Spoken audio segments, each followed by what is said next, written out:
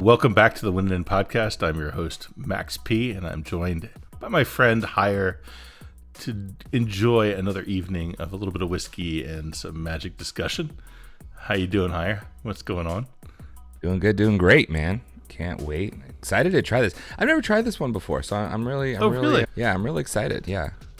I've had this one a few times. It's very, very good. You made a good choice. I like it. So excited. Yeah. And we'll just show it. We've got the Balvenie, the double wood. Mm-hmm. So this is a 12-year-old single malt Scotch. And what's cool about this one is they age it in two different types of barrels, right? Mm-hmm. So they use whiskey oak and then they use sherry oak. So it's got like a really complex flavor. It's really delicious. So I'm looking forward to that. So I think before we talk about anything else, let's give it a try. Yeah. Pour some whiskey. Yeah. Yeah. That color. Right. Oh my gosh. Right. Like this. I like this sound. This like.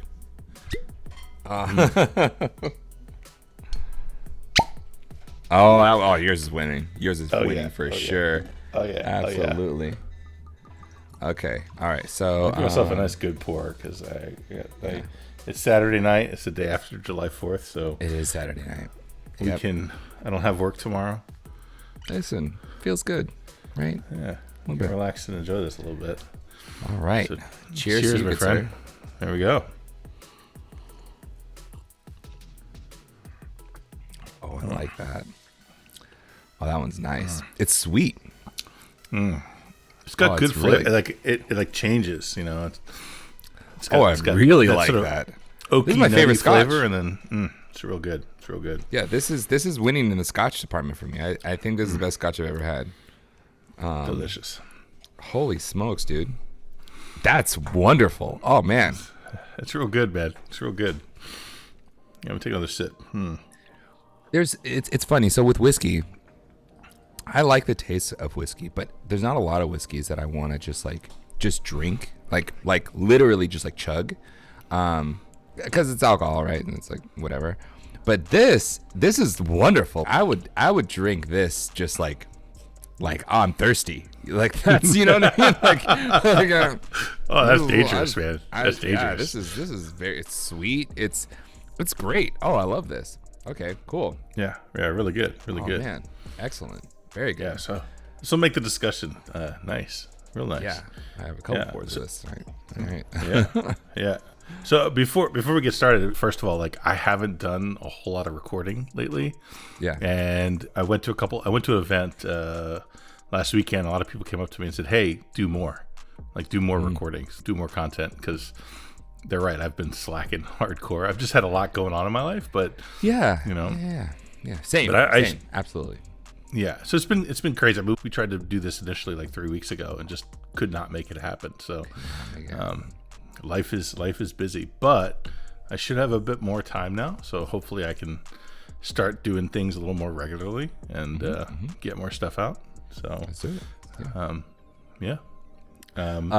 So real quick, because of doing this whiskey thing, so my whiskey collection is beginning to grow, and it's been stagnant for a while. I haven't actively looked to get new whiskeys, and but I'm starting. I have quite a few bottles of whiskey now, and my friends are aware of this, and so for my birthday, which was in June, my coworker got me a bottle of whiskey, which was really nice of her, and then my other friend got me what I thought was a bottle of whiskey. And I was like, this looks weird. It doesn't look like a regular bottle of whiskey. It's a Japanese, or what I thought was a Japanese bottle of whiskey. It turns out it's actually just soy sauce that has been aged in a whiskey barrel. And I was like, if I had opened this and taken a shot of this, I would have been very upset. It probably tastes really good, though. Like, it's probably really good on salmon and stuff like that. It's got to be great. Yeah. Her recommendation was for me to get really good sushi and try it with it. I was like, okay.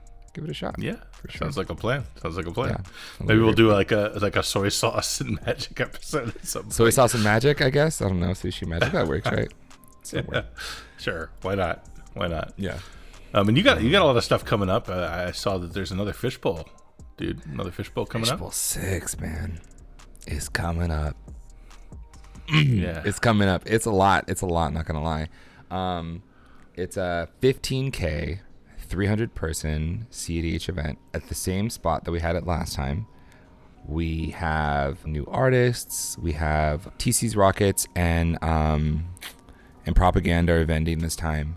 So a little change in vendors, but really, really cool. Like, people really excited to see what's going to happen. We have some like things we're working on. I'm working on some stuff in terms of rules for how to deal with long playoffs and long finals.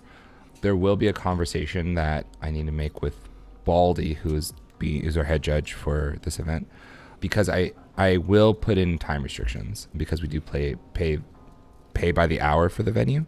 So right. If we hit certain, I don't feel like I'm gonna have to enforce it. Like we have to hit certain benchmarks for it. But like if the playoffs go past 4 hours, then the finals have to end within 4 hours. And if the finals don't end by the end of the 4 hours, we're looking at some different options. Whether it's we have a tiebreaker or we reduce the prize pool by per hour for the cost as the of the venue. Goes on. Yeah. Because the margins are really tight, so that's just kind of how we have to roll with it. If you don't like it, I'm sorry, play faster or play more efficiently. Yeah. Although I will say, like the events I've played recently seem to go a lot faster. I mean, I think the card pool has changed just enough for games to start ending, and we've seen the rise of some little faster meta. So it hasn't been as much of a problem lately. Yeah, you know, I agree, 100%.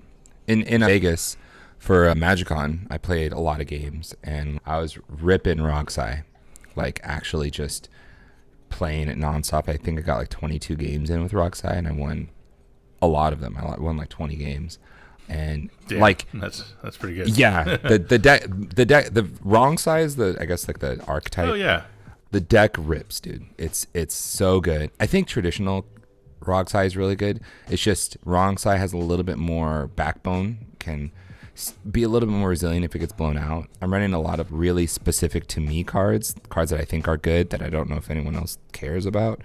I'm playing like Necrologia and a lot of copy spell cards. So a dream sequence happened during Vegas where I casted Necrologia, and if you don't know what Necrologia is, people who are watching this, in your ends, you can only cast in your end step. You pay life, and then you draw cards equal to the amount of life you pay. So I run kind of a high CMC curve, so I can't run ad nauseum, but I can run this card and it'll draw me like 35 cards. And I've designed the deck to win with drawing 35 cards at end step. So I have a lot of instant speed enablers. I'm on like 5 cards that say you now can cast spells at instant speed. And so I did that. I cast Necrologia, I paid 35 life, and then one of my opponents tried to counter it, and in response, I flared the Necrologia. Oh, and you just did it on top. Yeah, so I drew 38 cards, countered the spell, then drew another 38 cards. Like, oh my god. Yeah, it's so good. It's so good. I had a bunch of turn 1 Bolus Citadels, just a lot of like real wonky things, and that was great. The deck lost. I had 2 losses, and one of the losses was because sometimes it just happens. It was like a random thing. Can't like help it. Yeah. The other one was to Freedom Waffle, and I got a tutorial on how he plays Kennen, and the style. There has to be a name for this, where the spells get locked in the stack, right? Like that's his deck. Just keep going on top of it, on top of it, yeah, on top of it. And by like 20 minutes later, there's spells way down in the stack that just don't matter because they're never resolving. They're never resolving, and I love that. I don't know. I know other people have done this. They've designed their decks to do this, but his deck specifically, I feel, is most primed to do that. To have the use of Fairy Mastermind is like absolutely absurd. I was shocked to see how many cards he drew with Fairy Mastermind. He would like play the Fairy Mastermind, copy it. Now he's drawing so many cards. Every time anyone draws 2 cards, it's so crazy. Yeah, that card's so good and so underrated. People don't play it enough. No, Fairy's not in enough decks. Here's the thing. In Europe, they're all playing Fairy Mastermind, but in the States, it hasn't caught fire like that. It should. it's one of those cards that I think good. just draws enough cards to make it worthwhile. I remember I had a talk with Wounded a long time ago about Fairy Mastermind. He said it wasn't that good because you're drawing from behind, right? You're always like trying to catch up to another player. Mm-hmm. But I think one copy spell and this card is a crazy banger. See, in my TNT list, which I'm still rocking my TNT right now, it's an all-star because I played Delny. So you play Delny, now Fairy double triggers, right? Yeah. I play Tymna, right? So now I've got a great attacker with Tymna. Mm-hmm. It's a flyer. Right? If Absolutely I have Delny bonkers. and Tymna, forget it. The game's over. I'm going to win that game 100% of the time. Yeah. And it combos with Smothering Tithe to just win. So it's, It does combo with Smothering Tithe. That's true. I played my TNT list not this weekend, last weekend at a good tournament. Went completely undefeated through Swiss 6 rounds. Went four wins and 2 draws. Because after 4 wins, you're like, I'm not playing anymore. I'm done. Well, the draws were hard earned. Don't get me wrong, but the wins were just delicious. I mean, the deck just absolutely singing right now. It felt so good.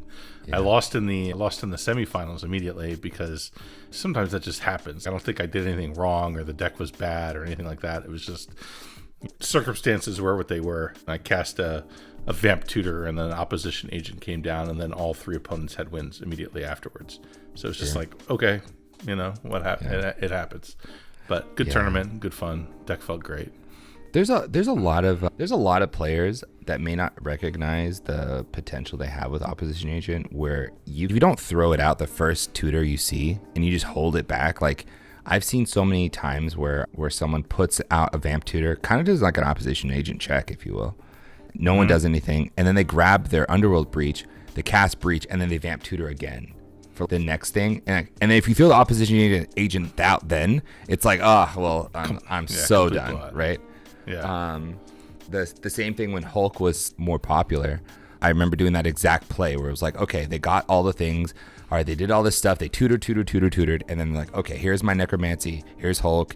Hulk dies. Hulk trigger on the stack. You haven't done anything this whole time. And then I'm like, all right, I have a response. I'm gonna cast an opposition agent. Yeah. Oh. Why did you wait until now? Well, because I knew what you were gonna do. Like, because this was the best time to do it. That's why. Yeah. So now I get all of your things.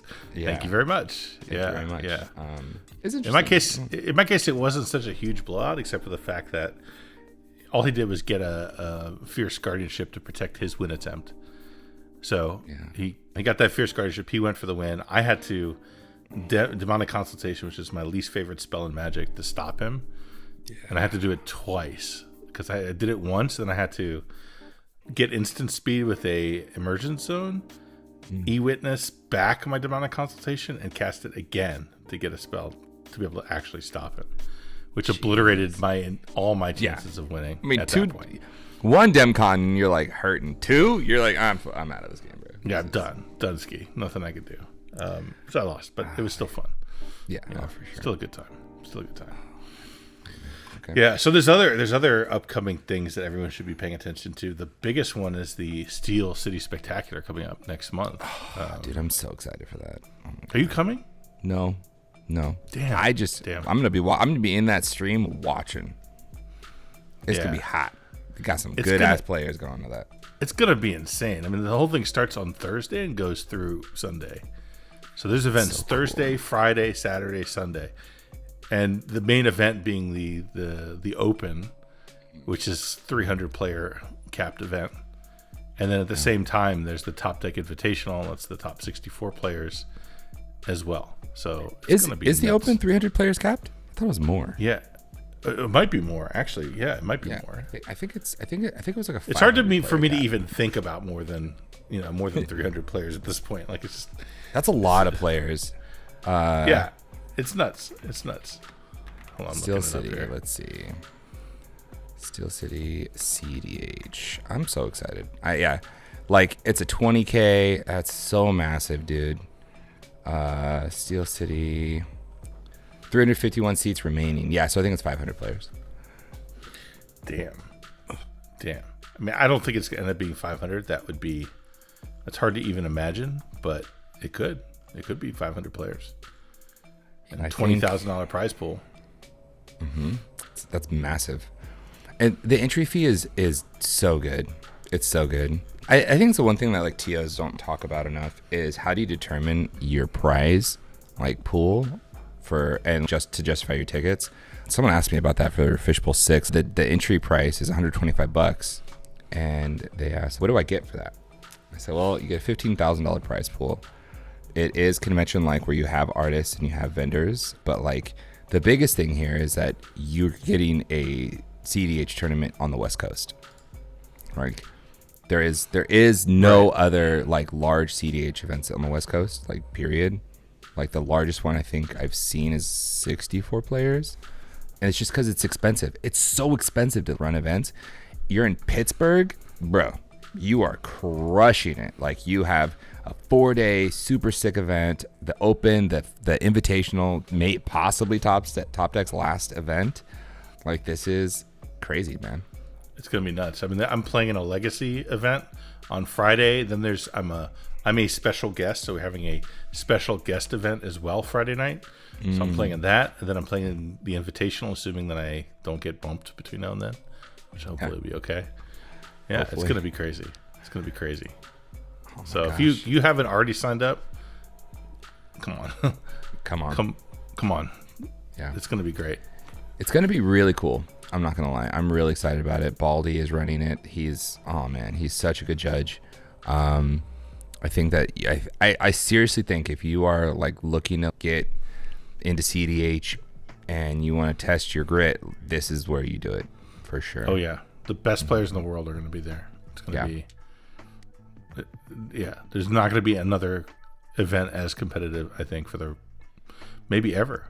We'll see what happens with a circuit after this, because this is the end of announced centralized circuit right now. The only other we have other circuits like Land Go. There's talk of another one perhaps run by this same group. There's talk of Critical EDH running a circuit at some point. There's lots of conversations, but lots of rumors out there. But I mean, we're in July already, and no one's announced it yet. So I think that the hardest part about any of it, with these circuits, anything like that, is adding legitimacy, because you're trying to fill the space of honestly like a TO that sold out very large events consistently, right? And like there's not that many people that can be like, oh yeah, my events sell out. I can get the numbers, and I have the support from the community. It's really challenging to provide that to the community. Yeah. It's hard because with the Top Deck circuit, every event you went to, you'd be like, is this a gold event? Is this a silver event? Are we gonna get enough to make platinum? Mm-hmm. Could this even be a diamond event? Those are the conversations that you have when you have a circuit like that. And if we don't have it again next year, that's a real loss. And there's a lot of conversation about, not to get into the drama, we'll try to avoid the drama, but there's a lot of distaste, I think, for do we want to run another Top Deck circuit? Are there drama issues there? Do we want to do something else? And my thing is, we need the cEDH community to keep growing, and I don't think we can afford to throw our hands up in the air and say no because of past issues. I think one of the things that I think makes it challenging to have a successful, like a well-knit community, I would say, is because the community is small, it's not big, so everybody knows each other, right? Everybody is like in each other's business, and there's a lot of people who want to talk about their stuff and what's going on in their lives, whether it's positive or negative. That is a great thing because you make some great friends. Awesome. But also it's kind of a bad thing because everything gets blown up to an extreme place, very extreme place. Some things are deserved. I'm not going to say that I don't want to invalidate that, right? But some things like aren't, right? But there's people who farm rage bait and they're just here for clicks. They don't have like a altruistic purpose. They're just here to make people mad. So it's hard to separate it all out. And I think our community is primarily susceptible to it. Yeah, and the other thing is, it's one thing to have a hard time with some of the top deck antics that have happened in the past, right? I get it. But where is the emergence of the alternative? Like that emergence needs to happen. Like we need to spend a lot less time being upset about what's happened and spend more time trying to create. I mean, like you're pushing forward the fishbowl, right? Fishbowl thing is happening, and that's a growth opportunity in the community. But a lot of people are just upset and aren't pushing. Yeah. And I gotta, even myself, like what have I done? I haven't done. Oh God, get off your ass! Stop drinking whiskey, bro. Yeah, seriously. Yeah. Speaking of which, we're gonna almost forgot. I really think we can't afford to clutch our pearls too much. We have to grow the community. We can't stop. Yeah. The one thing I would say, I don't like doing hot takes while I'm drinking, but this is what it is. Okay. As a whole, I think that people get a very strong opinion of what cEDH players and cEDH is through the lens of like social media. Even though it's a very small percentage of players that play cEDH on Twitter or on these like platforms, it's very, very small. And in reality, like a lot of the players that like are causing or are part of drama, right? They're in a even smaller subset of people who make content for cEDH, right? But they have super loud like voices in the ability to connect with a lot of people through their social media platforms.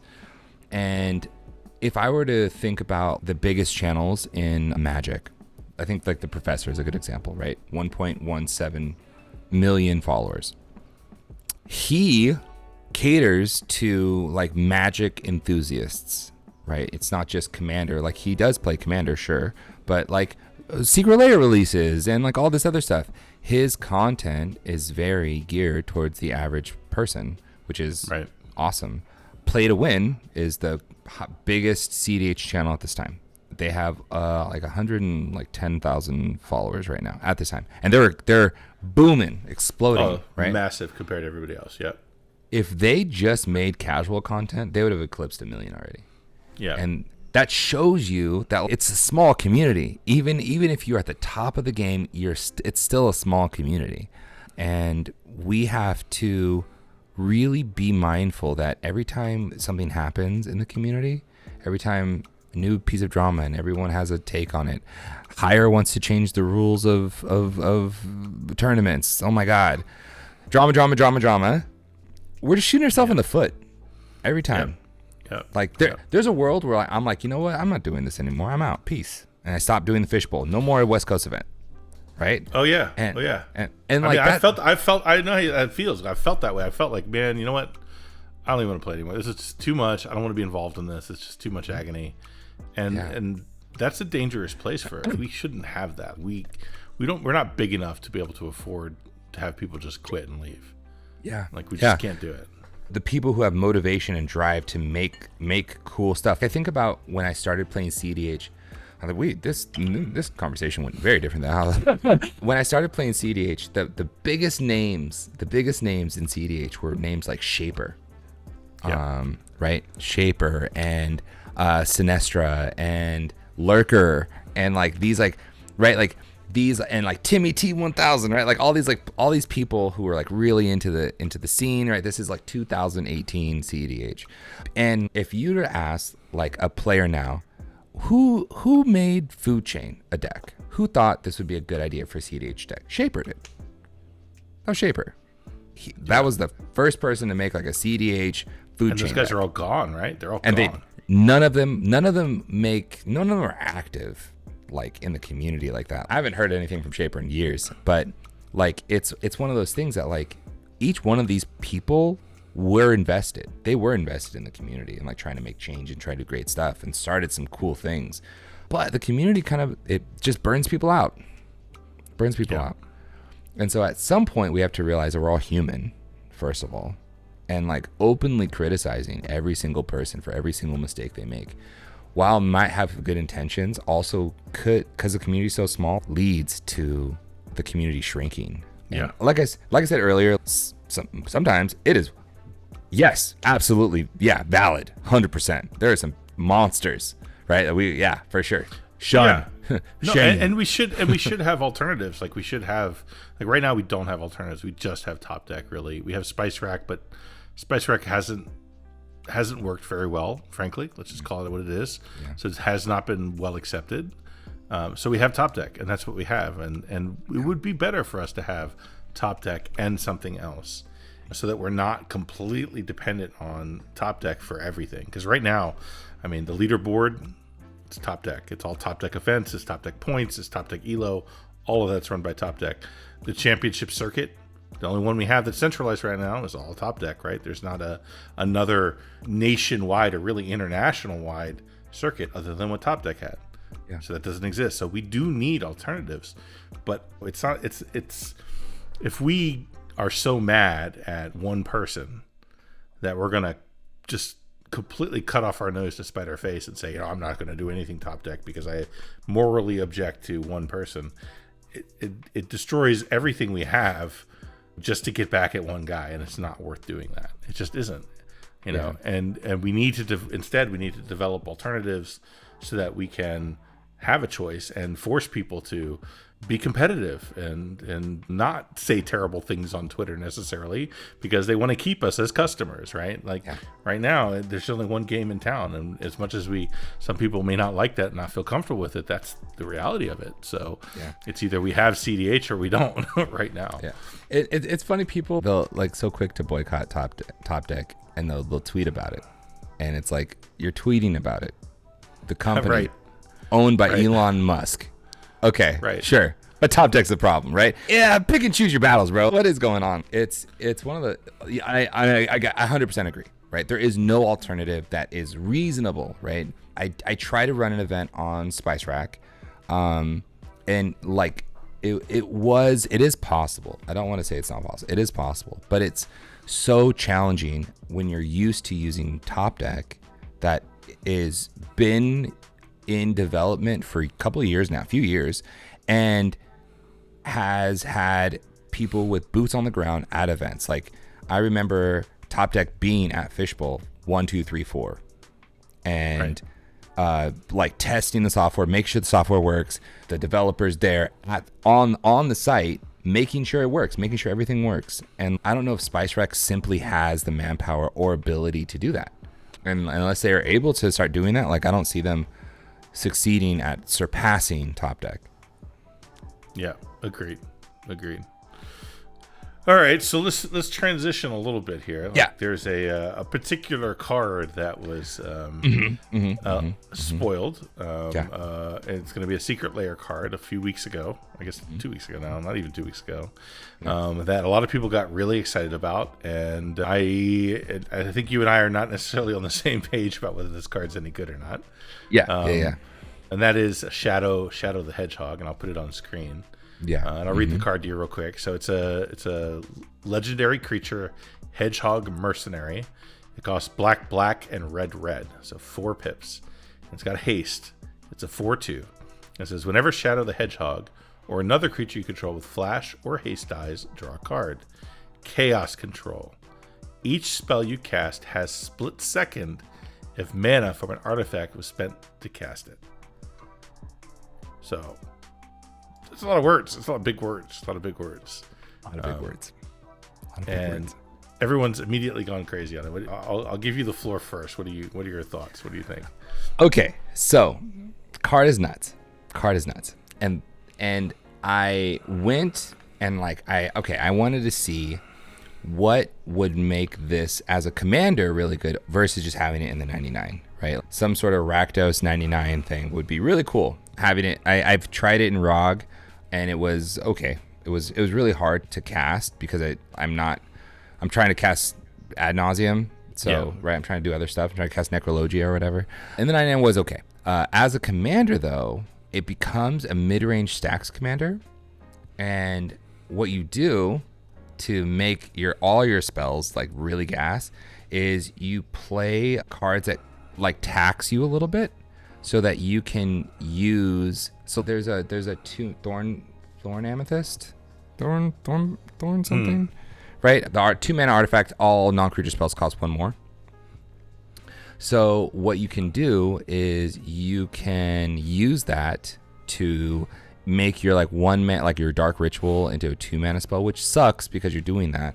But now you're able to use like artifact mana that's colorless to cast it, and you run a ton of like colorless stuff anyways. But it plays kind of like that, where you're like, okay, turn 1, you're just doing control mid-range stuff. You're getting out your mana, and then you're really just setting up for a big turn. And if they don't counter Shadow, you win. That's all the deck does. Do I think it's like top tier cEDH? I don't. But I do think the lines of text on that card are kind of insane. The pip intensity of it is a burden for sure. But there's like the game. Okay, so I've had three games with it so far. I won 1 and I lost 2. So the 2 games that I lost, I simply just didn't have a setup for it. I didn't have a draw engine. I didn't have a way to get out what I needed. But the game that I won, it was turn 1. I had a Gemstone Caverns and a land, so I Dark Ridded, and then I was able to Rite of Flame. I was able to Rite of Flame him out. So I had 1 black mana left over, and I was like, okay, what am I going to do with this 1 black mana? I just passed the turn. But from that point on, like the next turn, it was like artifact into artifact. And then I was like, all right, let's send it. And I just sent it ad nauseum, and it resolved because it's a split second. Yep. And from that point on, it was just so hard to interact with me. You had to interact with the artifacts I was dropping. So I was like, Lotus Petal, countered, solid. Mox Diamond, countered. Okay, cool. And just continuing to hit my mana sources, because that was the only thing that could now really I don't even with. need split second because you countered all my stuff, and now you have no interaction. So, yeah, exactly. So yeah. So it's just interesting how it plays, and the fact that all your spells do have split second if they get artifact mana does mean that any spell that they can counter, they will. And so they attack your mana sources for sure, and that was a challenge. But we got there. Like I said, I don't know if it's top tier. At the time that I wrote the comment of this deck, this commander's insane, I had not played it, and now I played it, and I was like, okay, someone's gonna come up with a build that's actually broken, but I have not done that yet. Yeah, so I originally tweeted out a picture of Myrel, and I was like, do we play this card? Is this card a regular staple in the format? No, then neither will Shadow the Hedgehog, because if we don't play a white +3, we're not going to play red, black as the same effect. But what I liked about your comment, you said this is good for Rakdos control. And what I love about that comment is, I feel like it's when you're out with your friends, you're trying to figure out a place to eat dinner, and you're like, we could go to Wendy's, maybe we'll go to McDonald's over there, or maybe, oh, look, there's a pizza place or something. And then someone goes, what about steak? That's kind of what I feel like your comment was. Like, everyone else is talking about it in the context of like Grand Abolisher, Ranger Captain of Eos, and you're like, what about Rakdos control? Like, what about everything I cast that stops you can't do anything about? And that was a completely different angle than I think everyone was talking about it, which I like. I think that's probably a much better way to think about it most of the time, because I think as a Rakdos player, I'm a Rakdos enjoyer. I'm never going to cast a 4-mana spell to protect me trying to win after that. It's just too difficult to pay that much mana and storm off afterwards, unless you're doing it in passing and waiting for another turn, right? Yeah, 100%. The idea, I think that the build that people will do with Sonic, or with Sonic with Shadow, is a Reanimator build. I think split second Reanimator seems actually just crazy. Not being able to respond. Oh my god! Like, it just resolves. So I was a guest on That's a Good Card, which is a cool podcast, cEDH podcast. Very cool. And Kyle, the guy who's on that, is a longtime Corvold player, and he brought up Corvold running that card, and that's actually pretty hot. Right, running it in Corvold, because you can run the green tutors and dump it onto the battlefield, right? And that's pretty disgusting. So I could see it being a good card in Corvold. Unfortunately, Corvold also is kind of not great right now, but still, I could see this card being pretty good in there. I think you could also run it in a deck that's dead, but it would be cool to see it come back in Thrasios Vial Smasher. Right? Just Neoform Vial Smasher into Shadow. Oh, yeah. That's hot. I like that. I like that a lot. Yeah. Yeah, that seems pretty good. That seems pretty good. It also Especially works. the deck that doesn't have white, right? So it's perfect. Yo, you know what?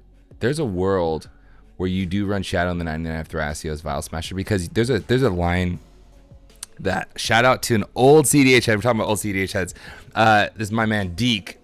Deke came up with this line a long time ago, and it's to get Spellseeker to get Ephemerate. Right? And so, but with this, it's get Spellseeker to Neoform Spellseeker into Shadow. Oh, that's hot.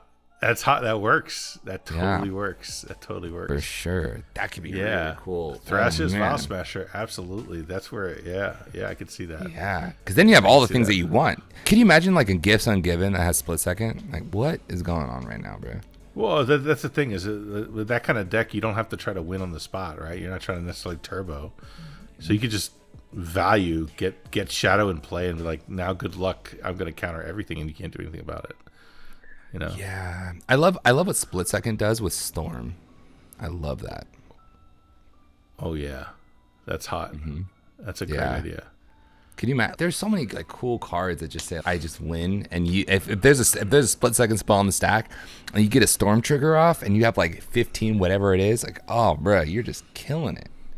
Yeah. So the card, I'd say the card is fun. I think it's a great lobby con card. I don't think you're gonna see it spiking the top spot in major tournaments or anything, but it's a card that I think will be fun to play around with. Yeah, as long as people can get it out. I think what we're talking about is how you do it. I think this is like definitely like, throw it in the 99, have green so you can just warp it in onto the battlefield. Yeah.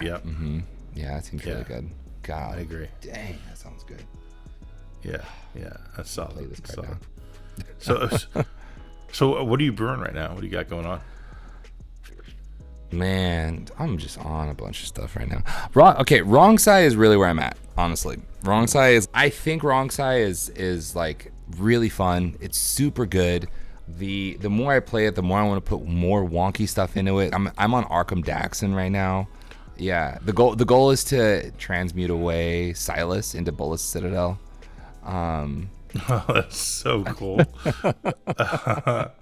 That's so cool. I love that, dude. Yeah, so we're doing that. I'm also on. I talked about this I think last time. I'm on Zamone, and really tuning the list to just be good. Zamone has become really strong, just like in the past probably month or two. Just after you get enough games in. I think my point of where I feel confident is like at like 90 games or 100 games with a commander. It just takes me that long to like learn it, and that's another issue.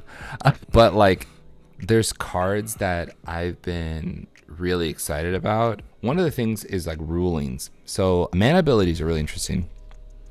You can use like altars as a mana ability, right? Like sacrifice a thing to provide mana for something. And so the lines that we've been doing recently, I say we, the Zamone players, like you can do like sudden substitution. So you sack a creature to put sudden substitution on the stack.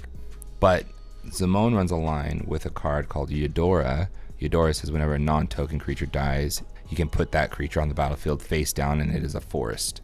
That putting a forest on the battlefield triggers Zamone. You manifest Dread. If it's the second time that ability has resolved this turn, you can flip a face down permanent face up. So you can flip up that creature, right? And this, right. So if you have an altar, you can sacrifice that creature. And you can do this infinitely, right? As long as it makes mana. So with sudden substitution on the stack, you have a split second spell on the stack. No one can respond. They can only use mana abilities. And so for me, it's do this loop, make infinite mana. And then if I have 3 creatures on the battlefield, I can then sack Zamone. With her ability on the stack because it doesn't target. Put her face down, flip her face up with her own ability, and now it's a new Zamone.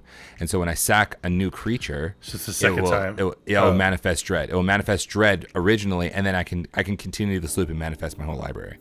Oh, that's so cool. Yeah. I like that. like Yeah, that. so coming up with lines like that are super complicated and hard to do, but like now it's like getting easier for me to understand what I'm doing.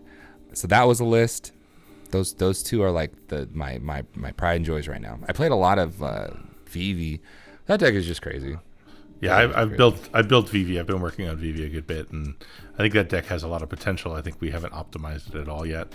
It's kind of cool how like Turbo has shifted in general. Like it used to be that Rakdos were the Turbo colors, and now all of a sudden, is it red blue is where Turbo is at right now. You got RAL, you got VV, and even the decks that want to do Turbo in multiple colors have tilted heavier into Izzet than into black red. Which is for sure. Which is cool.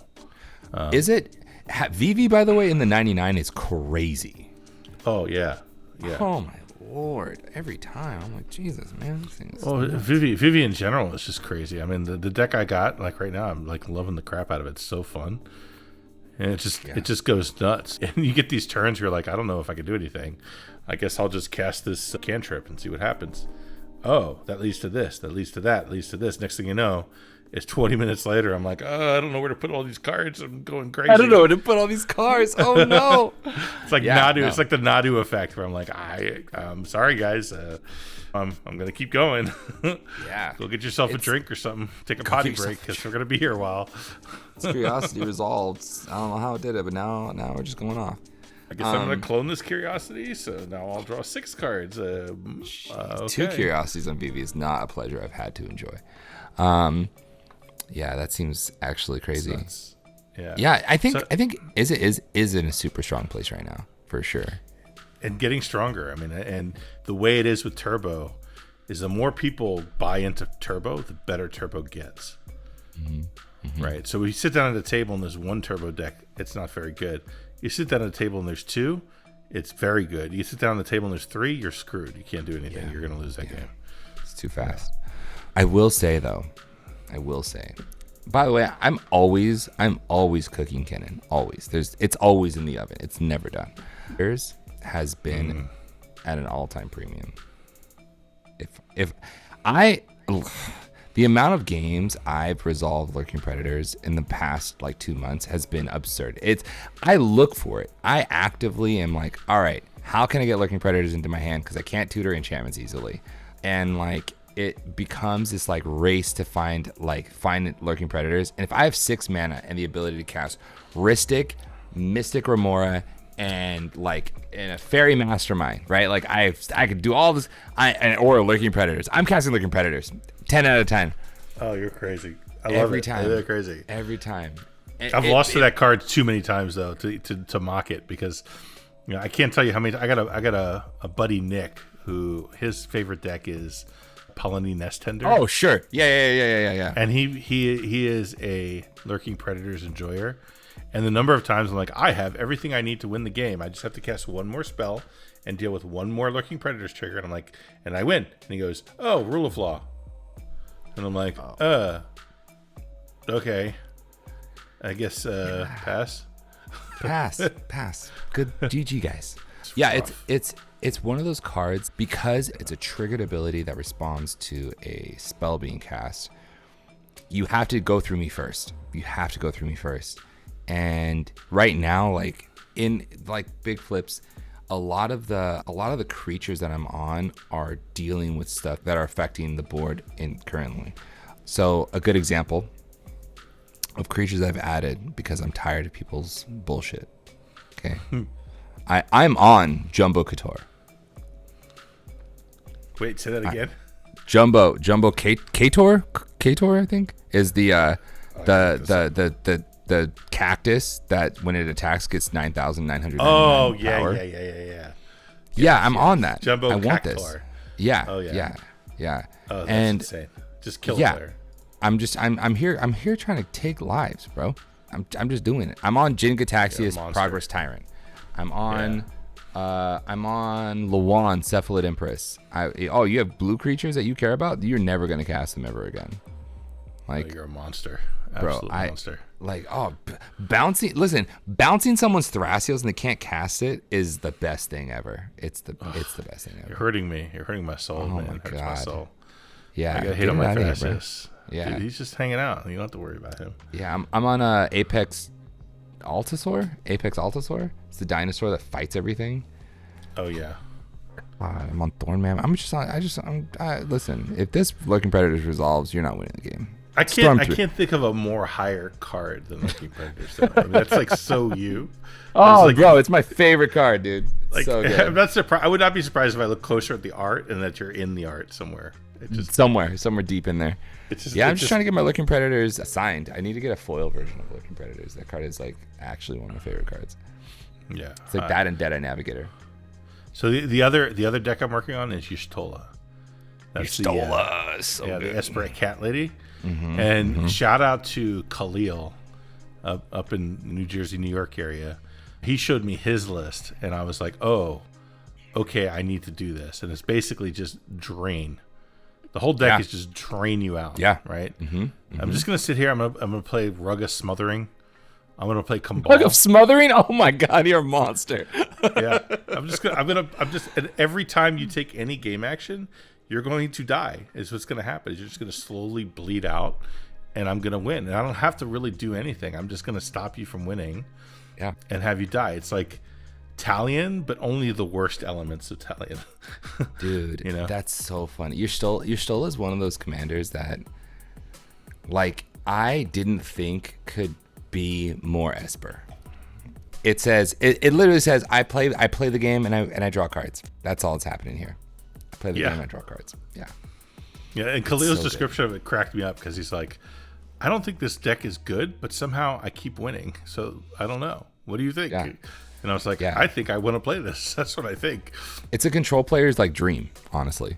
It's so good. When the card got spoiled, I made that exact video. I was like, okay, this is just Esper, play counter spells, draw cards. This is ridiculous. How can Esper keep getting away with this? We just had Hashidon. Yeah, exactly.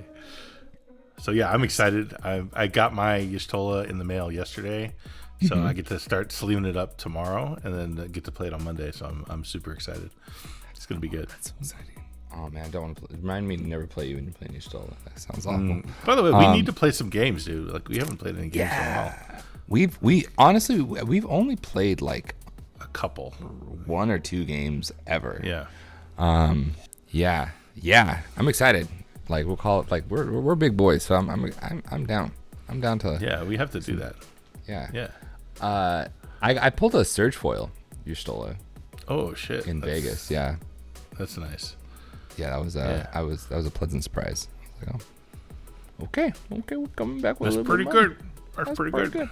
I didn't know it was this. I didn't know I pulled it until the end of Vegas, so I didn't have a chance to get it graded. I would have gotten it graded 100%. Oh man, on site PSA grading? Pfft, come on. I've never been to Vegas for that.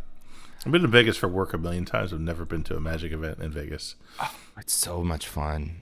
It's so much fun. You got to go next year in May. Yeah, hell yeah. I'm going for sure. Yeah. So the 2 decks you'd mentioned is Y'shtola, which is exciting. And VV. Are you doing anything else right now? No, I'm still running TNT. Like everyone keeps saying, TNT's boring. You should do something else. So I'm like, but I still like it. I like playing it. It's fun. Yeah, it's a fun deck. It works. It does. I'm doing well with it. And yeah. The nice thing is I'm at this place with it where I feel like I know it well enough that I don't have to grind it all the time to be good at it anymore. Oh, sure. I can take a couple weeks off, do other things, play other decks, and then come back to it for a tournament and still be able to play it well.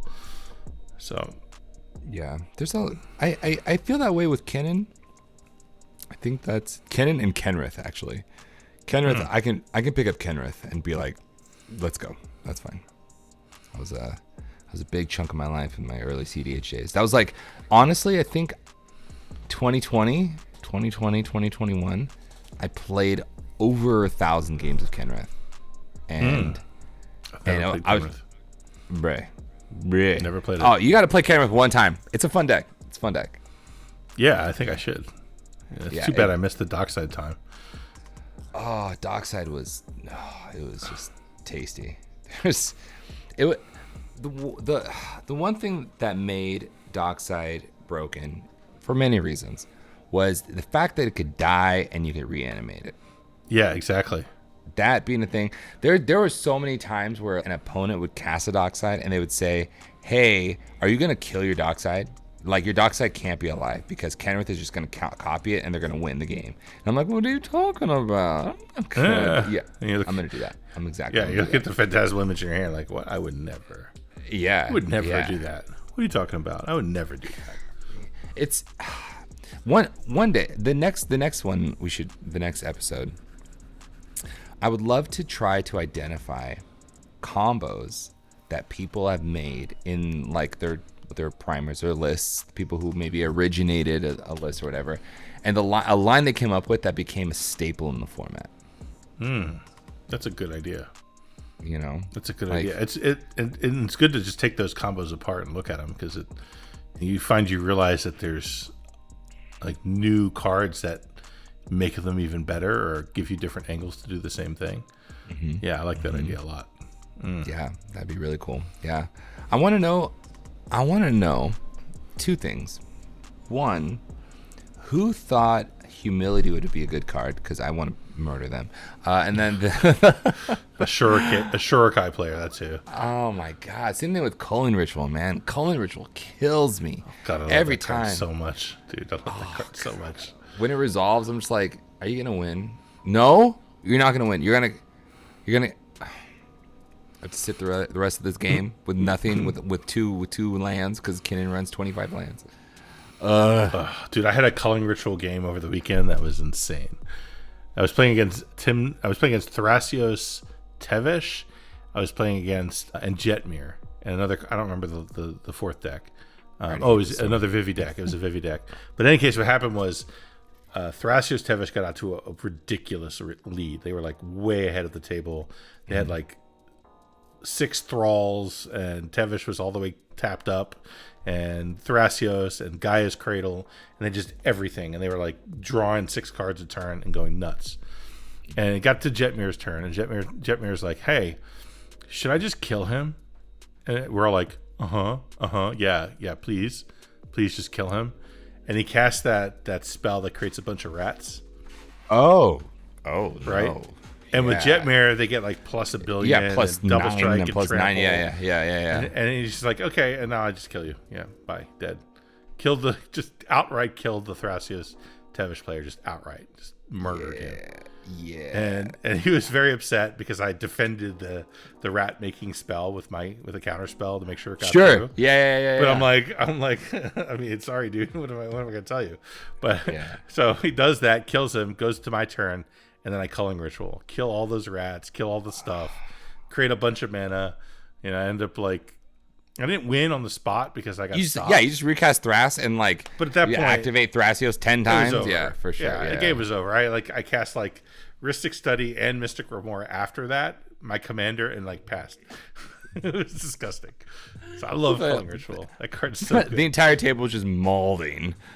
Yeah, they were just like, what are we gonna do now? It's impossible.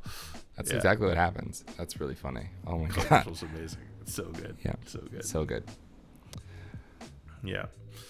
So yeah, man, what are we gonna do next month? We got to come up with another whiskey. At some point, we got to get like a rotation going instead of just a new whiskey every month. Yeah, I mean that's fair. That's fair. It's your turn to pick. I do have one for the month after, and then we can go rotations. Then we do a rotation. Okay. Yeah, we do rotations for sure. Yeah, I'll come up with something good. I think I'm gonna switch to a bourbon for next month. Okay. Yeah. I have my eye on another Scotch. Okay. So, very excited. Yeah, we could definitely do that.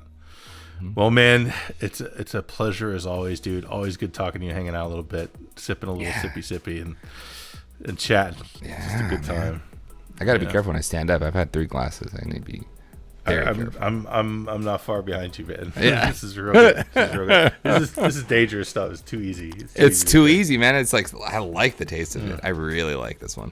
And by the way, if there's any like whiskey people that want to like sponsor this, like that'd be incredible. Please, that would be incredible. We will shout you out for sure. We will drink whatever whiskey you send us. Yeah, 100%. That'd be incredible. Yeah. Yeah, but if you enjoyed this, please please subscribe. If you think that Shadow the Hedgehog is a great card, say so in the comments. If you think it sucks, like I do, say that too.